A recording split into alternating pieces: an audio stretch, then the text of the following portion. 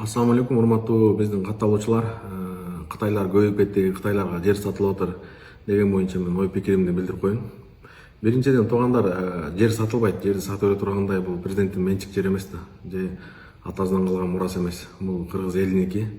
Жер сатылса элдин алдында дагы, тарыхтын алдында дагы, Кудайдын алдында жооп берерин президент жакшы билсе керек. Экинчиден да кытайлар көбөйдү. Мурунка караганда балким 4-5 эсе көбөйдү. Көбөйгөнүн себеби туугандар 2020 баштап көп стройка жүрүп баштады. Мурун мындай строительный компания частныйлар эле болгон болсо, азыр мамлекеттик мекемелерде көп салынган, жолдор салынып аткан себебинен кытайлар көбөйдү. И частный компаниялар дагы, строительный компаниялар мурун өзбектерди көп алып келип иштетет эле, алар жакшы иштейт деп, кыргыздар иштетет эле, азыр кытайлар да арзан иштейт экен, бат иштейт экен деп аларды алып келип да кытайлар көбөйдү.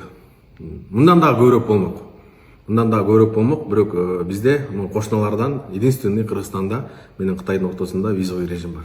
То есть любой Кытай эле осогон тебип кирип келе албайт. Виза бар. Мисалы Казакстан менен Кытайдын ортосу без виза. Өзбекстан менен Кытайдын ортосу без виза. Булар мамлекетин жакшылап бекемдеп алды. Эгер биз мамлекетти үзө турган болсок, Кытайлар кирбесин дей турган болсок, анда биз изоляцияда калып калабыз. Көрүңүздөр, Өзбекстан кандай өнүгүп атат, мисалы. Кандай өнүгүүлөр болуп атат, барып келгендер билет. Биз эгер өнүкпөйбүз, мамлекеттер менен мамиле кылбайбыз десек, анда биз изоляцияда калып калабыз. Биз Северный Корея сыяктуу же болбосо Түркмөнстан сыяктуу болуп эле калып калабыз. Бул мамлекеттик бардык мамлекеттер боюнча, дүйнөлүк стандарт боюнча 30 жылдан 50 жылга чейин, кээ бирки болсо биз Дубайда 15 жылдан бери иш алып баратабыз, 99 жылга чейин дагы жерлер берилет. Бул бардык жакта эле бар. Мисалы кытайларга эле жер берилип атат. Балким бул бир мамлекеттердин кызыкчылыгы болуп атабы, биздин элге туура түшүндүрүлөт, бирок ушинтип качайт этип Кыргызстандын өнүккөнү жакпай атабы. Себеби жакында темир жол курулуп келатат. Темир жол курулса, биз кээ бир мамлекеттерден көз карандылыктан чыгабыз. Ошон үчүн бул көп кимдерге жакпай атат. Болбосо ошо кытайлар деле айтып атат. Мисалы кытайлардан башка деле 1992 жылы эле бул жер бериш деген мыйзам чыкканда азыр эле эмес да. Мисалы Аутса, биздин балдарды окутуп аткан Аутса Америкаларга берилген аренда. Бул американецтер. Бетасторис түрктөргө берилген. Газпромдо кээ бир жерлер аренда орустарга берилген. Андан тышкары биздин кеңдер мамлекет, биздикилер чиновниктер 500 гектарлап алган жерлер бар. Алкым мына жерге чейин 49 жылга арендага. Иштетем деп бирок эчтеке иштетпей башка направлениеде иштетип аткандар бар да. Анан Кытай менен бул мамиле, инвесторлор келип атат, анын мамлекеттин да бир лимити бар, мынчалык процент берилет, мындай өзүнүн талаптары бар. Ассаламу алейкум, жалпы кыргыз элим. Сиздерден жардам сурап кайрылып жатамын. 3 баланын жалгыз бой энесимин. Ортончу балам Умар, 6 жашта, диагнозу ДЦП, врожденный паралич. Кайдыгер карабаган кыргыз элим. Уулум Умарга жардам бериңиздер. Балдарыңыздар оорубасын. Жараткан Аллах Таала өзүнөн башка эч кимге муктаж кылбасын суранамын. Уулум Умардын жок дегенде отуруп калышына жардам бериңиздер. Балам жок дегенде өзүнүн тамагын өзү ичкенге жардам бериңиздер, суранамын. Уулум Умарды таштабаңыздар.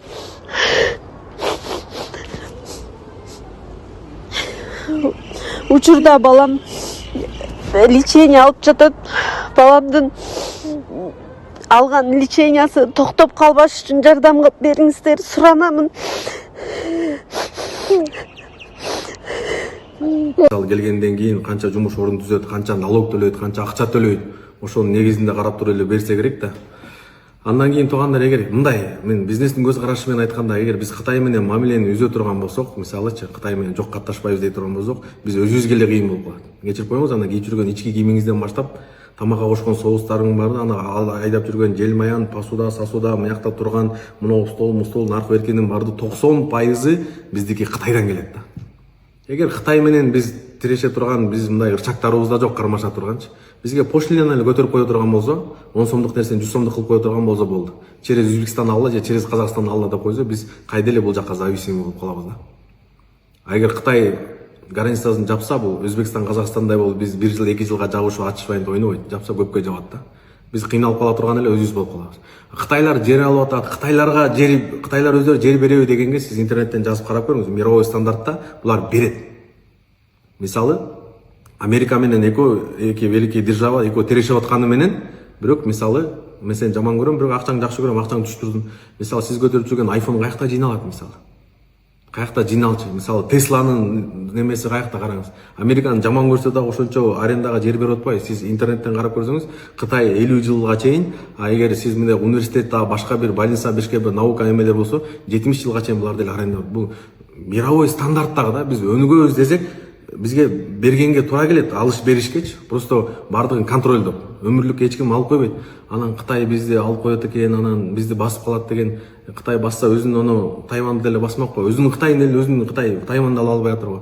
Гонконгду ала албай атыр. Анан мурункундай барбарство жок да, база кала турган таможенный союз деген бар, ООН деген бар.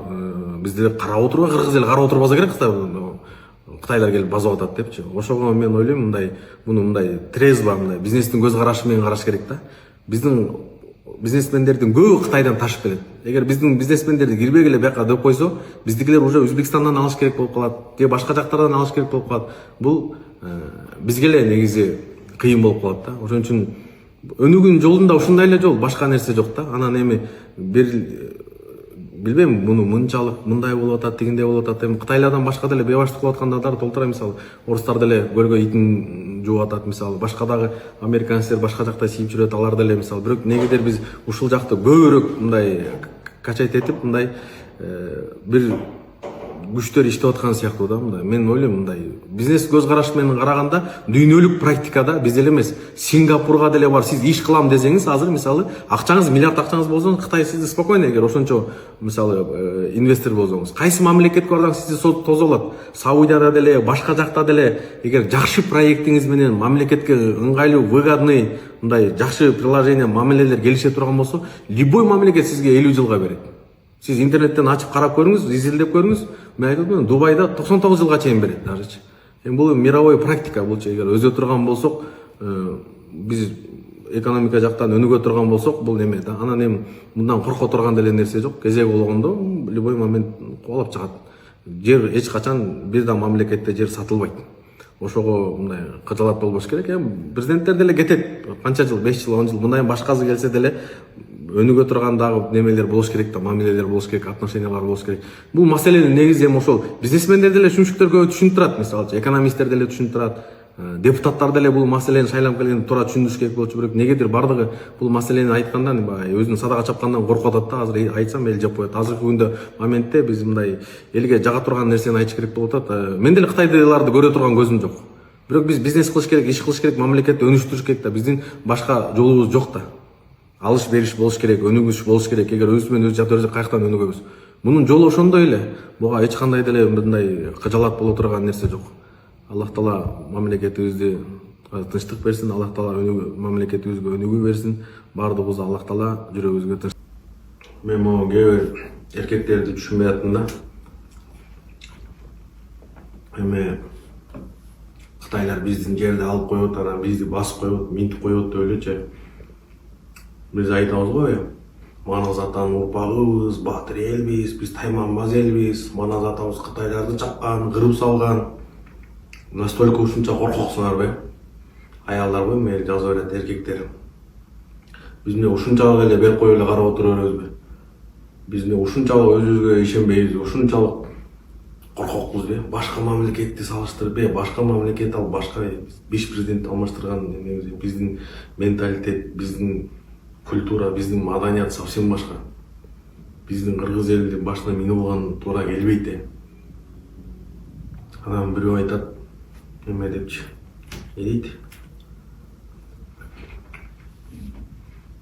Жакшы эле бала элең го, сен ат тепкенби дейт. Мен айтып атам, сен эмне анча коркуп атасың? Түшүмдө сен анда китайский чоң жин баскан окшойт, сен чочуркап калыпсың депчи. 10-15 жылдан кийин эми аз биз жашоону түшүнбөй атабыз го. Ал убакта кагазды түшүнгөн дагы дипломаттуу балдар келет, урпактар келечекте. Коркпогон, тайманбаган, бололук нерсе келе божомолдо коркконго кош көрүнөт болуп эле барыңар өзүңөр жоготуп атасыңар. Исламда айта турган болсок, мына Иорданияда окуп жүргөндөр билет, өзүм барып келгем. Мута согушунда 250 миң сахаба, 250 миң византиисти 3 миң сахаба чапкан. Бир кишиге 68 ден тиет. Коркконго кош көрүнөт эле. Мондай болсо кантип мекенди коргойсуңар? Только эмне Тажикстан менен эле согушканга даярсыңар эмне? До кашыкканга чейин урабыз, кыргыз жери үчүн турабыз. Эч ким жер албайт, эч ким мындай кылбайт. Колоп чыгабыз деген ордун эле баардык эле үндалектен кетип эле эмне эле болуп атасыңар? Динди түшүнгөндө эле, түшүнбөгөндө эле Алланын жардамы болот. Мындай буйруза иншалла. Корко турган эч нерсе жок. Мен деле келечекти карап айтып атам. Что башка жактарга зависимый болбош керек. Темир жол салыныш керек. Темир жол салынса дүйнөгө чыкканга мүмкүнчүлүктөр болот деп. Эсиңерде Атамбаев нервтенип сүйлөп Назарбаевга сайыл границаны 15 миң жабып койду эле чемпирди чыгып калган. Эсиңерден кетип калды эмне? Биз ошондой независимийден чыгайлы деп мындай эле келечекти ойлоп атат мындай. Мунулардын деле башы экөө эмес чыгар эми, ушунчалык эле бир бычыктын чыгарып сала тургандай настолькачы. Жөн эле бурмалап нар жак бер жак болот. Силер күйгөндө бардык эле күйөт эми. Эл үчүн, жер үчүн, урпак үчүнчү. Муну просто туура түшүндүрүш керек да. Кээ бирлер эми каалабай атыр биздин ушу жакырчылыктан чыгып өнүгүп кеткенибизге, кээ бирлерге жакпай атыр да. Бул кезеги келгенде түшүнөбүз. Балким азыр эме болбосок дагычы. Жерди берип коюп эле биз эчекте калап эле карап отура тургандай анчалык деңгээлде эмес, Кудайга шүгүр.